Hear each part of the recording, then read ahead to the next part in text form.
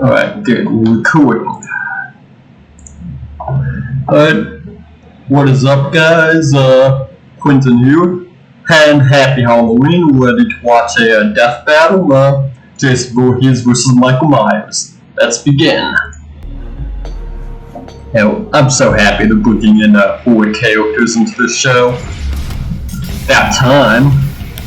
Prepare yourselves, it's time we tell the tale of Crystal Lake's masked murderer, Jason Voorhees. And the horrifying boogeyman of Haddonfield, Michael Myers. Nice that they're doing the special intro.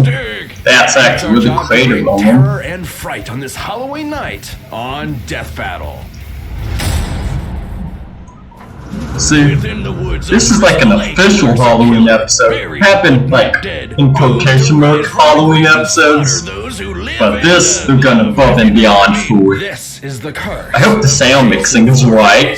That would suck if it wasn't. Child, bullied and harassed all of his life, only cared for by his single mother. But not even Mama Voorhees could save Jason when he tragically drowned at Camp Crystal Lake.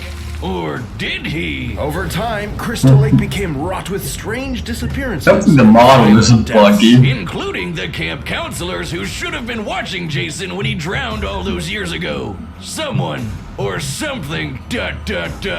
was out for vengeance. And yet these harrowing murders were committed by none other than Jason's own mother, Pamela Well, Voorhees. spoilers for like a 50, 60-year-old movie. I think it was like 1976. Good for her. Wait, no, 76 was Halloween. No. However, Am I confused? I'm off. cut short, the deaths continued. Nobody could prove it. I think it was 76. Maybe it was 80s. Who knows? Was still alive. Holy shit! Yeah, he's definitely alive. Wait, has he been living in the lake this whole time? Jason has fortitude far beyond any normal man. You can swing an axe in his face, blast half his body away, or trap him in an exploding building. Yet it will all be in vain. Even when one of the few survivors of his attacks hacked him to pieces, Jason rose again. Seriously, this happens a lot. Nobody knows the true source of his Love the nature. Tommy Jerry this trilogy. That was so good.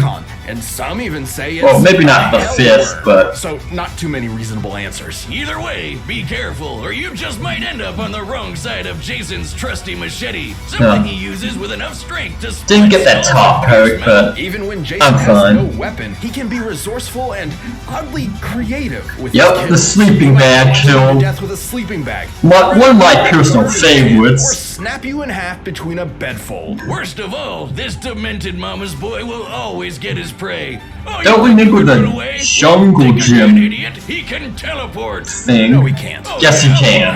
He can in the comics. Places at once around this dance floor. See? Teleporting. Wrong. Hallucinations resulting from a mix of cocaine and panic. Okay, smartass. How about when he teleported from one end of this ship to another? How'd he get there? Actually, when watching the full scene for complete context, there is plenty of time afforded for Jason to jump down the deck while off camera. He is quite athletic after all. What, without making any sound? The guy's built like he's made of 100 brick houses. Are we watching the same movie? Look, fans have argued this for years, and while admittedly those moments are questionable, they're not enough to prove actual teleportation. Okay, how about this one? In Jason X, where 3 soldiers are shooting him straight on, and he just disappears. Poof! Gone! While they're looking right at him. God damn it, it's teleporting. Well, I'm sure there's a logical explanation. I just stared at this. He can teleport. 900 trillion frames per second, and Boomstick is correct. Ha! Also, now my eyes are broken. Joy. You know, Jason can actually teleport in the video games, so and the I comics. suppose teleporting would explain how, despite his hulking size, Jason can move with ghostly silence and pick off victims one by one. Are you sure about this, dummy? Dummy? Either way, Jason's unstoppable bloodlust makes him a horrifying threat. Even if you think you're protected by a foot of solid steel, he'll just crash through it to stab you. And though it's tough to believe, there may actually be a deadlier Jason out there too. Stronger, faster, and campier. This is Uber Jason, rebuilt from Jason's remains through a sinister fusion of science and mysticism. And guess what? Normal Jason later fought Uber Jason and actually held his own. Yeah, the comics get kind of wacky, just go with it. Only natural for a monster that has fought other supernatural. Oh gosh, an ad. Vaping can expose you to toxic chemicals that can Well, this is getting cut. Good thing I have an editor. How natural soap is actually made. Large No, commercial I'm soap just gonna use cheap skip. Like Freddy Krueger, Leatherface, and the monster Hold that on. has fought other. comics get kind of wacky, just Okay, now good. Only natural for a monster that has fought other supernatural entities. like Freddy Krueger, Leatherface, and the groovy man himself, Ash Williams. Indeed. So be warned, if you ever see a shadow moving through the darkness and hear a familiar run. Jason is out to find you, and chances are you are not leaving alive.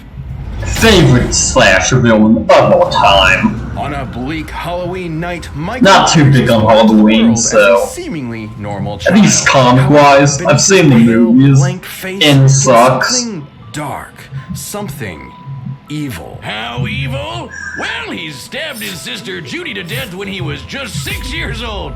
Oh, what a rascal. Michael was institutionalized at a sanitarium where he simply sat still, almost like a machine.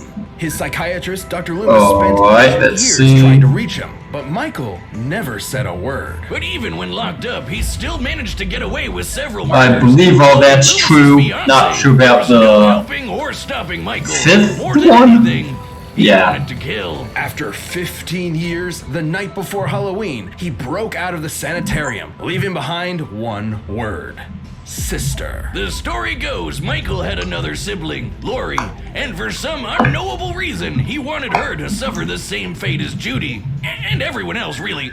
He's not too picky, and he could do it too. For in his hands, anything can be a deadly weapon. Countless reports of various murders have appeared across Haddonfield. He's exploded heads, boiled people alive, and used his trademark knife to stab poor souls to walls like some macabre piece of art. When they say to admire your work, I don't think this is what they meant. And this isn't some special combat knife or dagger. He did this with an ordinary kitchen knife. Michael is also surprisingly clever, despite being confined for nearly all his life. At some point, he apparently taught Honestly, the himself how to comic edits are pretty clear this good masked psycho so was far. definitely plotting something while he was in the Like, war. nothing All these kills were exceptionally deep to bad. his ultimate goal, Lori. On an all too familiar Halloween night, he finally met his long lost sister and nearly killed her. But Loomis intervened, shooting Michael and sending him out a window. Phew, well, guess that's the end of him. Yeah, you know it's not. No one knows how, but the body simply vanished, only to return later that night as if nothing had happened. There's a reason why they call him the Boogeyman. Even after being set on fire and rendered comatose, Michael Myers would not be stopped. Almost like he's some kind of invincible undead monster. Many explanations have been given for Michael's strange abilities, but some less reputable sources suggest he's bound to the ancient druidic Curse of Thorn, whose symbol is, well, they say it's an ancient icon of Halloween, but it's actually the Norse rune for Thor, sometimes called the Thorn Rune. I think they just Googled rune and thorn and called it a day. Whoa. Is Michael Myers a Viking? Yes! Awesome! Curse or no curse, Michael is inexplicably driven to kill without hesitation, and his victims almost never see him coming. You said, uh-oh. Well, explaining Michael away with a vague curse is nothing more than a crutch for the truth. The fact of the matter is, no one knows why he is so cruel, so violent, so unstoppable. He just is. At the end of the day, evil gives no explanation, only despair. Michael thrives not just on the satisfaction of murder, but the fear it inflicts in others. Even scarier, his kills are done with surgical precision. He can murder you as quickly or slowly as he wants. This guy knows exactly what he's doing with that kitchen knife. He's like a hibachi chef of death. And yet, his attacks were almost brought to an end by Lori herself. But when the time came for the final blow, Michael proved his intelligence and wit by faking his own death using a body double. All while getting his sister to commit murder for him. Honestly, I'm kind of impressed. He's also either impossibly sneaky or he can use teleportation, because he once moved through a yard full of motion sensors without setting off a single one until he wanted to. Look at this! There's just no stopping him. Fill him full of bullets, Michael will come back ready to rip off your head. Put him in the center of an exploding church, he'll survive and go on to kill dozens more people, just for dramatic effect. It was this relentless evil that made the people of Haddonfield go ballistic and band together to end Michael Myers once and for all. Unfortunately, the town would soon realize that was just not possible. Any ordinary person would have been long And dead another without ad. experience. Wait. He took all of the Editing this out too, apparently. Egg-shot skins, extreme detail, extreme style. Choose from Okay, well. town's punishment, got right back up and went right back to doing what he does best. And you know what's the creepiest part about all this? They never caught him. He's still out there looking for his next prey, I assume. Okay, they didn't blink up ends. Your doors, turn off your lights, and God, make it because to morning, ends because really the did boogeyman suck. is real, and his name is Michael Myers. Alright, time for the fight. Time to know why Jason I wish I wins. could sail the French Riviera, speaking French with the locals. Spanish would be nice. Skip this. Episode is sponsored. They do Alright, two tales ads. have been told and terror runs free. Let's see which monster will stalk another day. It's time for a spooky death battle! Okay, time for the fight. Let's go. Mother is talking to you. The blackest eyes. The devil's eyes. Kill her. Alright, liking the atmosphere so far. Pretty cinematic. Let's see what else.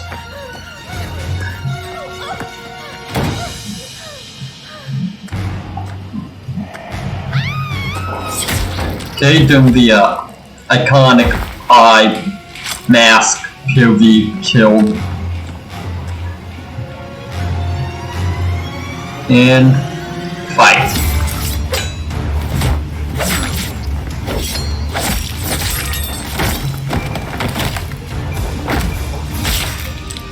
Okay, Mike was getting in a lot of kills. I mean, a lot of hits. Alex! Where are you? We gotta go! Oh, I see.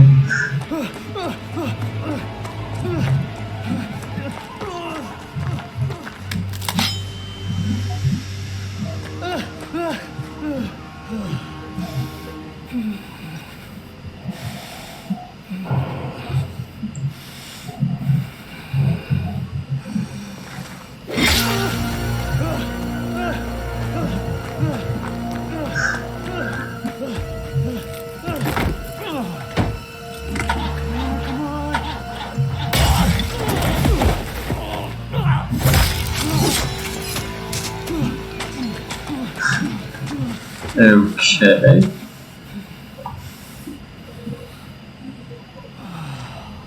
And stab students. Calling it.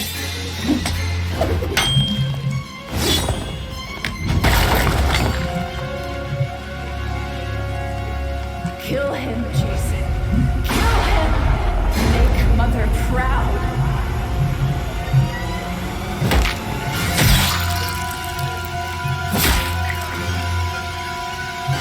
Ain't no way.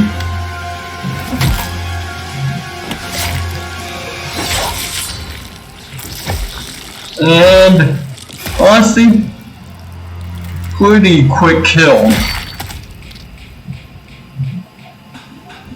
I mean, there's only so much you could do with them hitting each other, so the chase was interesting, but not quite sure how I'm feeling about that. KO! Okay, are we sure he's dead?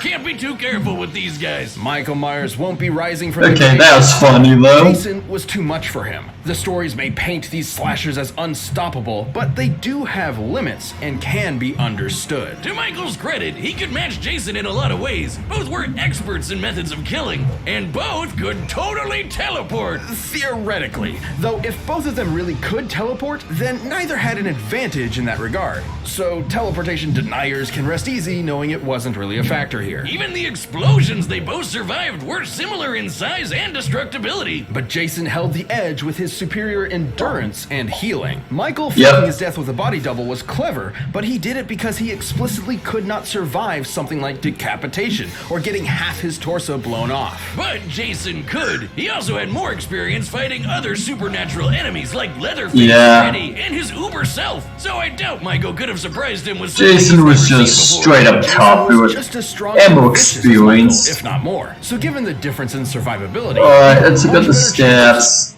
Regeneration prevents the game for Michael as range weapons to keep Michael at a distance. Yeah, right, because he used the spear gun from Pertfruit. No experience against supernatural foes, similar in strength, speed, and durability. Let's see. Much smarter and more cunning. Okay, yeah, that's true. Similar. Less endurance and duration. Range weapons to keep Michael from getting close. Yeah, because Michael has used no ranged weapons at all. striking Michael down first. Jason hasn't really used any ranged either, so it's only natural it would range isn't much of a factor. After being ripped to pieces, Michael can now rip in peace. Right, Jocelyn? Yep. Jocelyn? Hello? The winner is Jason Voorhees. Okay, let's see who's Stay tuned, next. we'll be jumping into the next matchup next week. But you can always get more Death Battle right now by clicking one of those boxes right over there, and by downloading the battle music linked down below. Alright, let's see. Alright, Sauron. And this guy. My money's on Sauron just because I'm a huge Lord of the Rings fan. Well, that'll be it for the video. Let's get to editing this. See you next time.